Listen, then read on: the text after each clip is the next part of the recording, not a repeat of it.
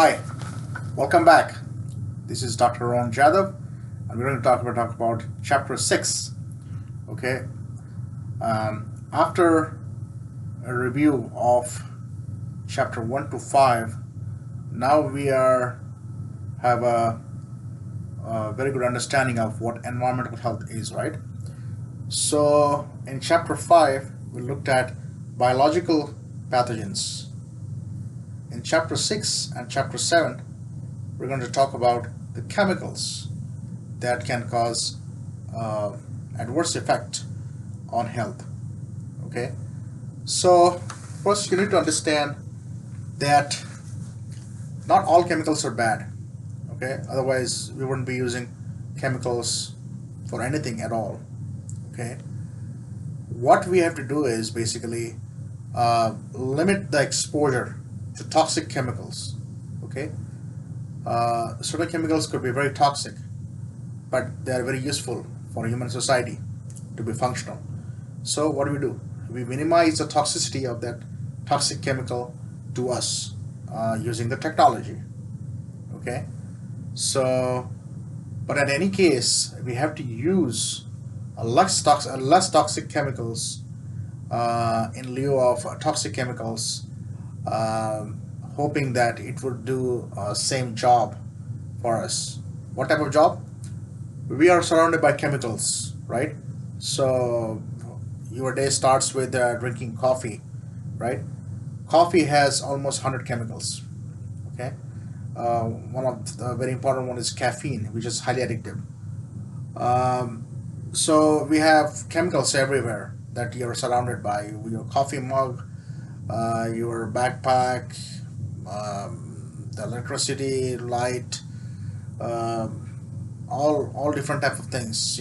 They are all chemicals. So our life is now dependent on chemicals. Okay, chemicals have made our life easier. So we want to enjoy the benefits that are given by chemicals, but at the same time we want to avoid the toxicity of the chemicals. Okay, so chapter 6 is all about uh, the toxicity of the chemicals and the specific exposure sources of the chemicals and a brief information on individual chemicals. This is what the chapter 6 is about. So first you need to understand what do you mean by heavy metal. Okay, in chapter 6 we're going to talk about heavy metals, the one we talk about chemicals. So the heavy metals are the metals or the chemicals that have uh, the specific gravity that is 5 to 7 times greater than the specific gravity of water, and usually these chemicals have high molecular weight. Okay, if you don't know what how molecular weight is, you can find out from the Google. The higher the molecular weight and higher the specific gravity, the likelihood that the chemical would be toxic. Okay, now, so how we decide whether the chemical is toxic or not? So the government does it for you. The government, United States government, uh, has a way of ranking the metals in terms of their toxicity. We are talking about something called a circular list of chemicals. What is happening is that as the industrialization in the US has expanded so much since last 2 to 3 4 centuries, we have been generating lots and lots of chemicals. Now, in the past, the knowledge of the toxicity of chemicals was not known. So we created so many chemicals, and then some of them have been infiltrated in the soils. Okay, and in some areas, their concentration of the chemicals in soils and groundwater is pretty high. Okay, so those areas are not good for human habitation, and those specific areas they're not uniformly distributed. They're like in some parts of the US they are very high. Their concentration is high in some part. their concentration is low.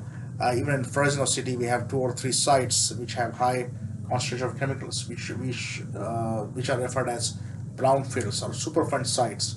So brownfields, they have high concentration of chemicals, and the government is extracting these high level of chemicals from these sites, which is very costly and it takes a long time. And then work is in progress.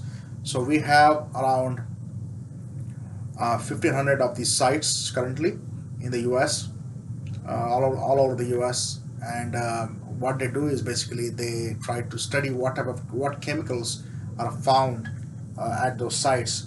The chemicals that are commonly found at these sites, they take a note of that, and they also look at the toxic nature of the chemicals. Uh, if the chemical is toxic and can cause a lot of health effects on the body, and it's also commonly found on these sites, then they term as these same chemicals are very toxic. Okay, and based on these two criterion, so what happens is that they classify the metals into 4 different groups. Okay, the group one is the metals with toxic chemicals with multiple effects. These are all um, the most notoriously toxic chemicals such as lead, mercury, arsenic. These will be there. And group two will be the chemicals have a toxic nature at certain point when you consume them too much, but when you consume them in moderate quantity, they're actually beneficial for you. Okay, for example, copper.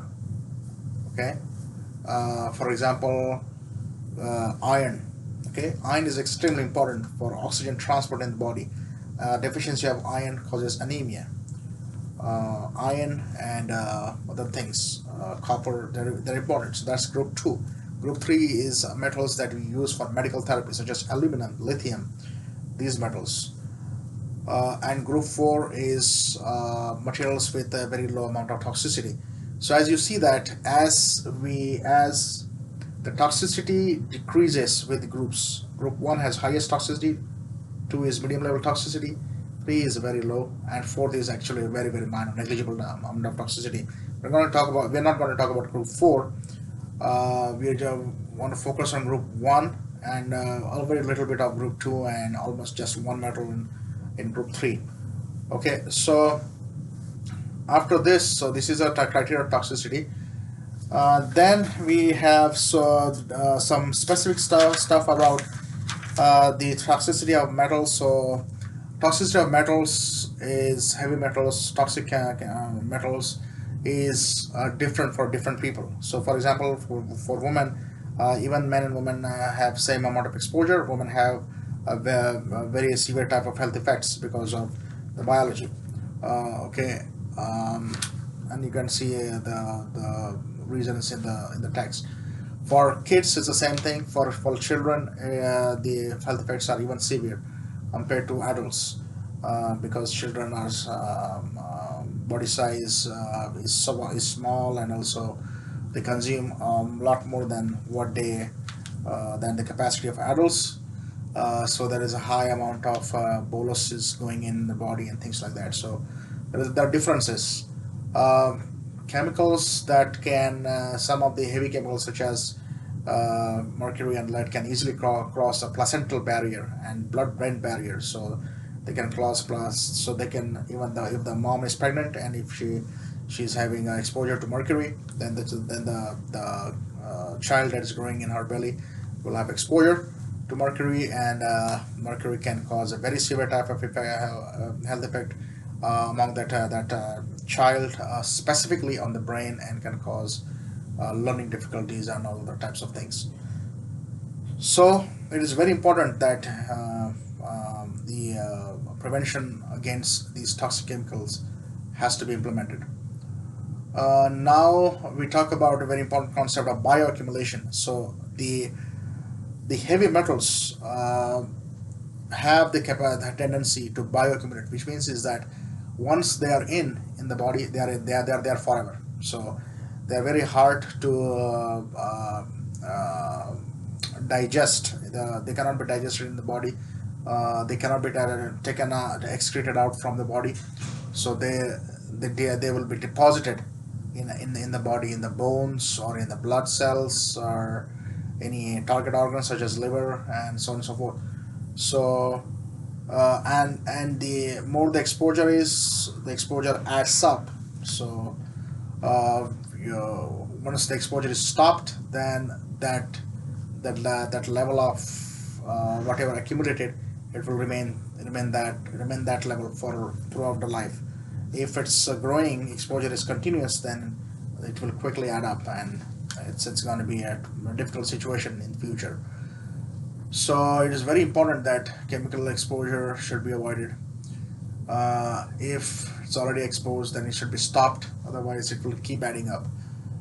It's not like bacterial pathogens, biological pathogens, where you can start an antibiotic treatment and you can kill with antibiotic, and then they're gone. Or once the exposure stops, then there is a recovery phase and everything will be gone. For chemicals, it's nothing like that. Chemicals, it's all addition. Once, as I said, it's accumulating effect. Okay, so that's about bioaccumulation. Bioaccumulation is basically the metals that bioaccumulate in the body. Another thing is that um, the more bigger animal that you eat, the more exposure you get. Okay, so if you eat, if you for compared to small fish, the medium sized fish has higher amount of mercury. The even bigger fish has higher amount of mercury because the mercury accumulate in the body. Okay, for example, small fish, medium sized fish eat so too many small fishes, and then each fish has some accumulation of mercury, and all the more the fish, small fish, the medium sized fish eats, then all the addition the accumulate the mercury exposure accumulates in that fish's body. So the more the size of the animal is, the more the higher the amount of exposure the person can get.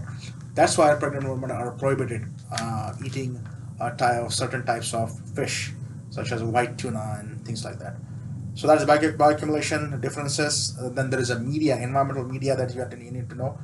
Some chemicals they like a type of media, meaning that they're commonly found in one media or the other. Media is basically soil, water, and things like that. Soil, water, air, and things like that, meaning dust, things like that. So, for example, arsenic. Arsenic is commonly found in drinking water. Meaning natural water, and you have to filter it. And if you don't filter it very well, then you have to filter and process it. You'll have a high amount of arsenic exposure. So we have arsenic deposits in groundwater. Um, again, it's ununiform. It's not equally distributed. In some parts it's high, so in some parts it's low.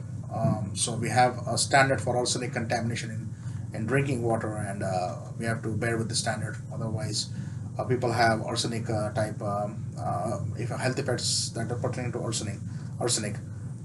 Um, so that was about that. Uh, there are specific metal. So other media, so for mercury, fish is the most common source that person can get exposed to.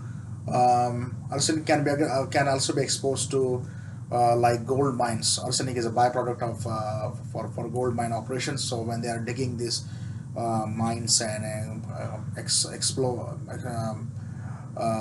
the explosives are used to dig down the rocks. Then arsenic dusts will be exposed by the workers. So, but that problem is pertaining to the workers, occupational health problem, not the general population. Population get exposed to arsenic by water. So water is common for mercury. It's common, commonly exposed by fish as a food. For beryllium, it's gas. Okay, and it's occupational exposure, and it's just limited to that. So different metals, different types of media, and okay. Then we talk about the routes of exposure. Routes of exposure is important.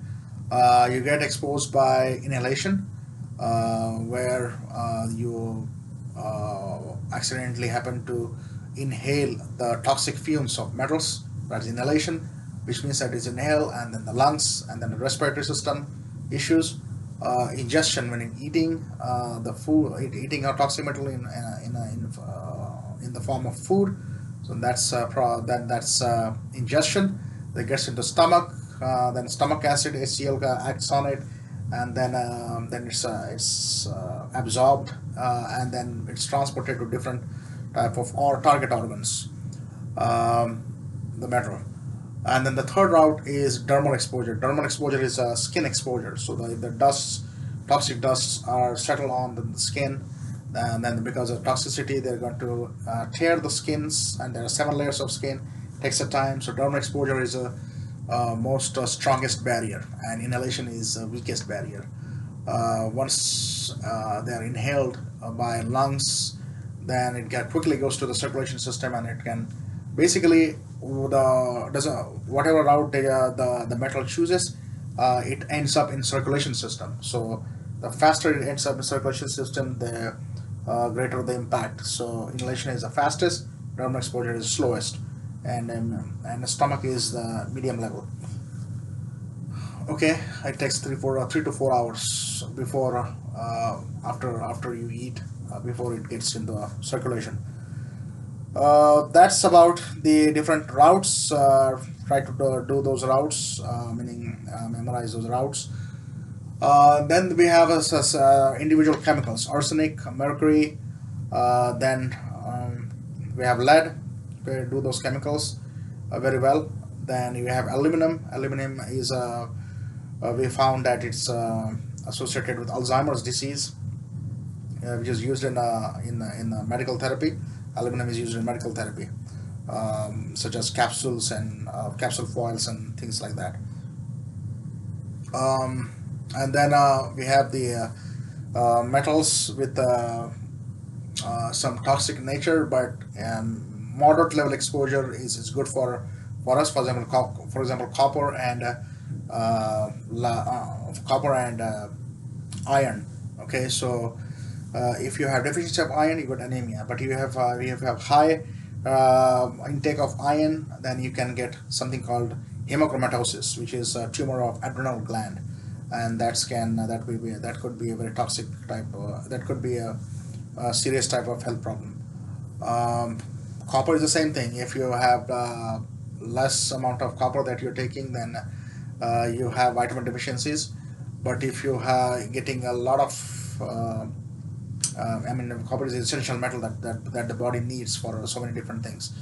But if not a vitamin, it's a total different thing. The copper I'm talking about.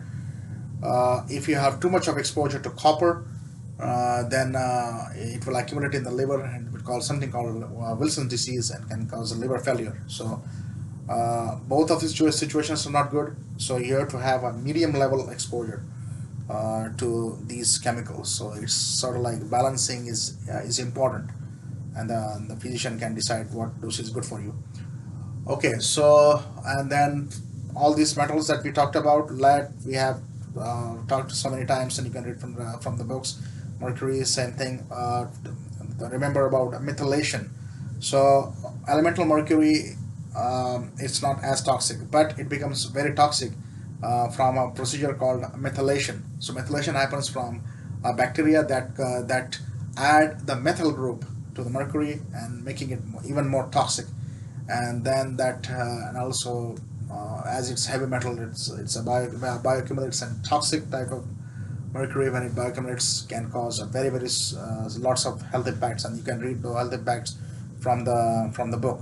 Usually there are lots of cancers these heavy metals cause, and then some heavy metals such as mercury and lead can cross brain barrier, can cause learning difficulties and things like that. So in a nutshell, this is about the heavy metals, the chapter 6, and we will talk about chapter 7 next week. Okay, good luck, and keep studying and checking the announcements. And I'm glad that you guys did very well on midterm 1 exam. Keep watching the videos, focus on the study guides, and you will do well on this course. So yeah, thank you.